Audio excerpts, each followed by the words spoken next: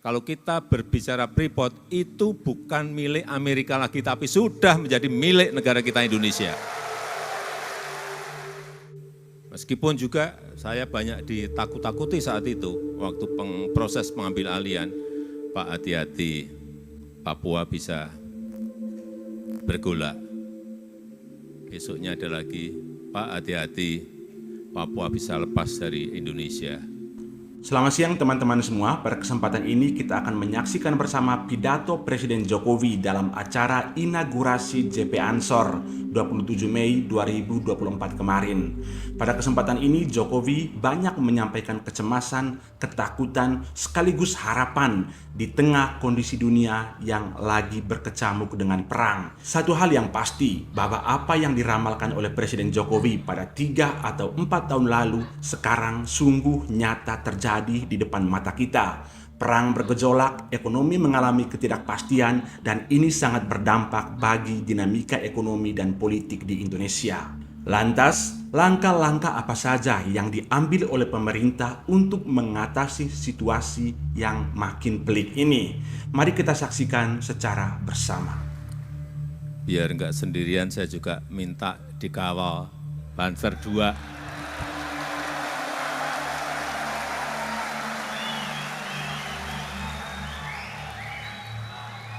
Masa tadi Pak Ketua Umum PBNU dikawal, Pak Ketua GP Ansor dikawal, saya enggak.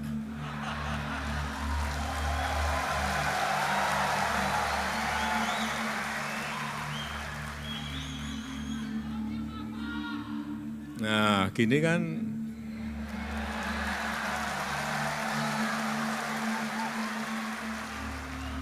kalau dilihat cakep.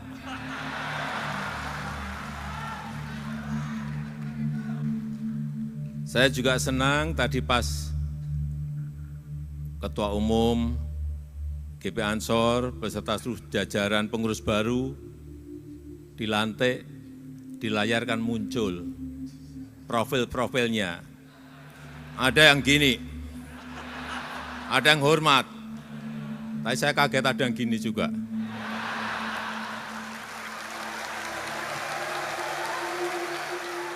Ada yang juga gini, saya nggak tahu ini apa artinya gini. Ada aja.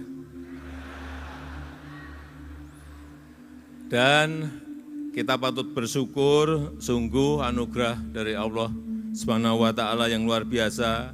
Kita telah mampu menghadapi berbagai krisis-krisis yang ada di dunia.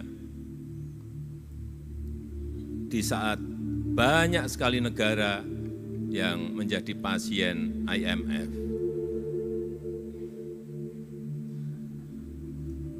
Lebih dari 96 negara menjadi pasien sekarang ini. Dan kalau kita melihat di jajaran negara besar G20, selalu pertumbuhan ekonomi kita masuk ke 3 besar atau 5 besar.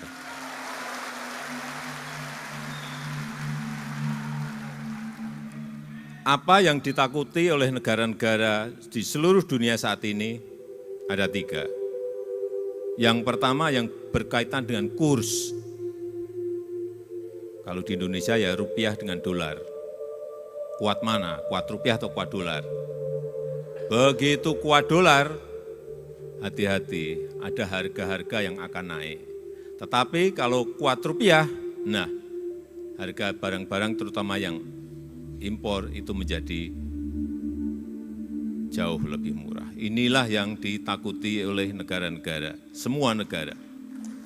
Kurs, kemarin kita agak ngeri juga waktu kurs rupiah ke dolar melompat di atas 16.000 rupiah, 16.200. Kita sudah mulai ketir-ketir karena negara lain juga melompat lebih dari itu. Yang pertama kurs. Yang kedua harga minyak. Hati-hati, perang di Palestina yang mengikut sertakan Iran dalam kancah perang itu juga mengkhawatirkan dunia sehingga harga minyak sempat naik Apa yang terjadi kalau minyak naik? Jangan dianggap remeh. Perang yang jauh dari kita bisa berpengaruh kepada Indonesia. Kalau harga minyak naik karena produksi Iran turun, artinya apa? Semua barang-barang akan ikut naik. Kelihatannya nggak ada hubungannya perang yang ada di Palestina dengan Indonesia yang jauh. Ada. Kalau harga minyak naik, artinya semua barang-barang akan ikut naik. Sama seperti perang di Ukraina. Perangnya jauh dari kita di Ukraina. Tapi harga gandum melompat saat itu hampir ada yang sampai 50%. Karena gandum itu berasal dari Ukraina dan dari Rusia yang banyak. Karena perang, mereka stop, nggak bisa impor. Kayak Ukraina, waktu saya ke sana, saya ketemu Presiden Zelensky, ada stok di Ukraina 77 juta ton berhenti. Di Rusia ada berhenti gandum 130 juta ton berhenti. Sehingga di sini harga mie naik, harga roti naik. Kelihatannya jauh banget, tapi pengaruhnya bisa kemana-mana. Itulah geopolitik, kalau enggak kita cermati bisa menyebabkan harga-harga yang juga naik. Kemudian yang ketiga yang ditakuti oleh semua negara, yang namanya bunga pinjaman. Karena semua negara itu memiliki pinjaman. Yang paling penting menurut saya, bagaimana kita bisa menjaga agar tidak terjadi turbulensi politik. Kita menjaga semuanya agar ada stabilitas politik, karena itu menjadi kunci pembangunan di negara manapun. Pembangunan merata perlu keberlanjutan. Hilirisasi industri perlu keberlanjutan. Program-program kerakyatan itu perlu keberlanjutan. Transformasi menuju ekonomi hijau juga perlu keberlanjutan.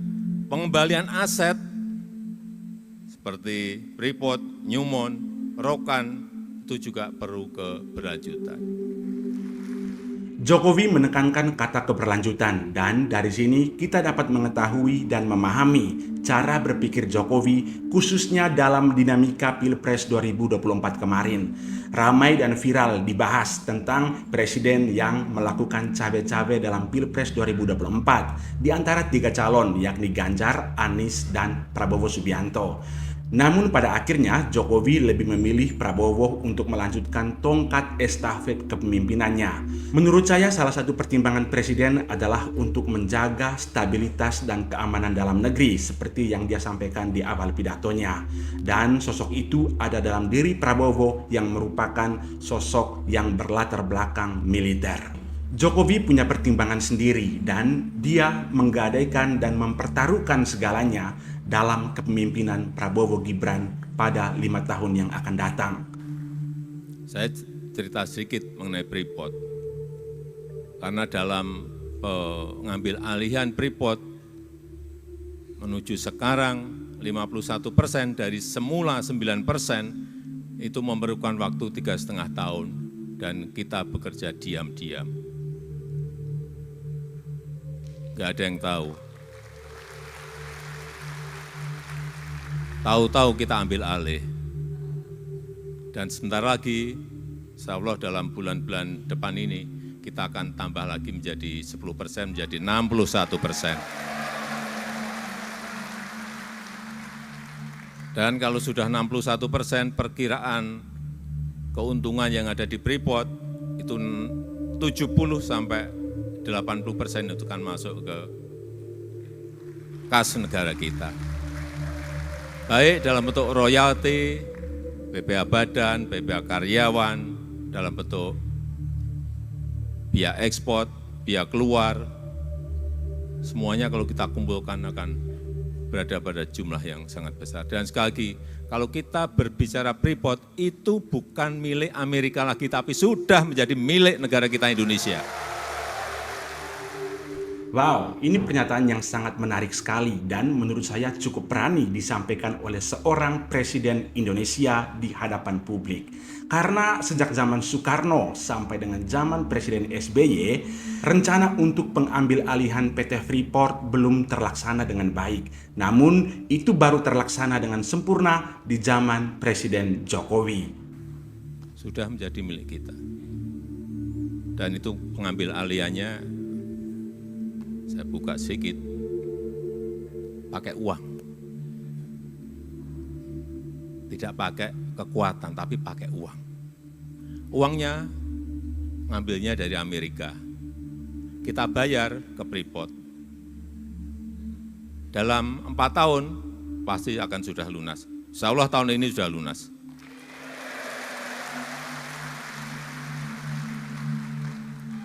Dan harganya sekarang sudah 4 kali lipat dari harga waktu kita beli. Karena harga tembaga dunia sekarang ini naik begitu sangat drastis. Artinya kita untung dan untung. Untungnya saat itu pemiliknya mau melepas. Karena kondisi goncangan ekonomi saat itu. Meskipun juga saya banyak ditakut-takuti saat itu, waktu proses pengambil alihan, Pak hati-hati, Papua bisa bergolak. Besoknya ada lagi, Pak hati-hati, Papua bisa lepas dari Indonesia. Besoknya lagi memberitahu, Pak hati-hati, Indonesia akan bergejolak kalau Freeport diambil oleh negara. Tapi pengambil alihan itu tidak dengan kekuatan power negara kok. Dengan cara-cara bisnis.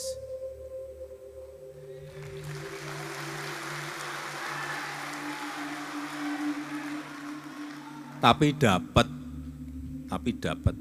Begitu juga dengan Rokan. Rokan minggu ini saya akan cek lagi setelah kita ambil alih dari Chevron Amerika, sudah kita ambil alih 100%, saya mau cek. Apakah kita kelola sendiri itu lebih baik daripada dikelola oleh asing? Karena ada dua kemungkinan, bisa lebih baik, bisa tidak lebih baik. Dan saya harapkan nanti minggu depan saya ke Rokan, moga-moga hasilnya lebih baik dari sebelumnya. Ada yang hafal Pancasila? Karena nanti 1 Juni, sebentar lagi akan menjadi hari lahir Pancasila. Ada yang hafal Pancasila? Tunjuk jari.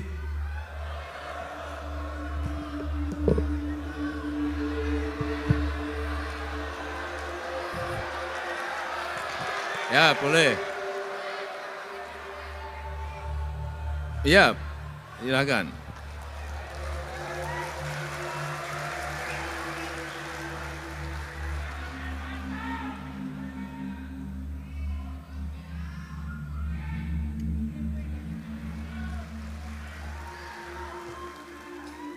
Ternyata putri. Mohon maaf. Silakan, silakan. Dekat saya enggak apa-apa.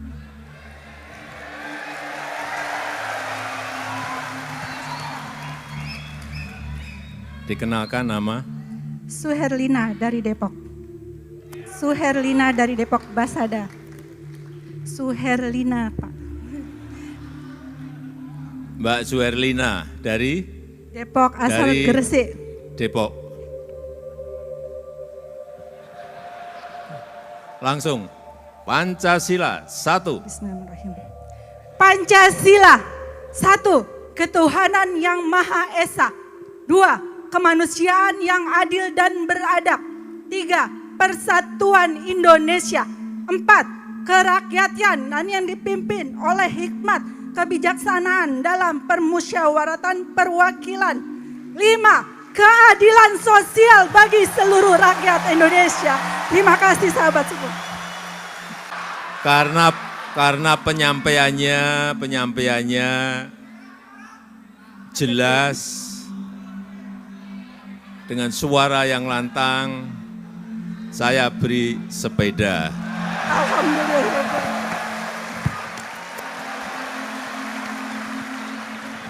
Nggak tahu. Oh, bawa. Silakan. Masya Allah, tabarakallah, Masya Allah. Ye,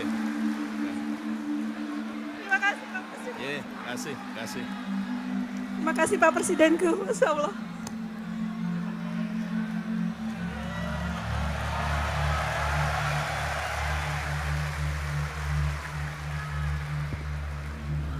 Baik teman-teman, itu tadi pidato Presiden Jokowi dalam acara inaugurasi JP Ansor tahun 2024. Dari pidato ini kita dapat menyimpulkan bahwa Jokowi sangat menekankan keberlanjutan di tengah situasi dunia yang lagi berkecamuk dengan perang dan berdampak besar bagi perkembangan ekonomi di Indonesia. Semoga video ini bermanfaat dan sampai jumpa di konten selanjutnya.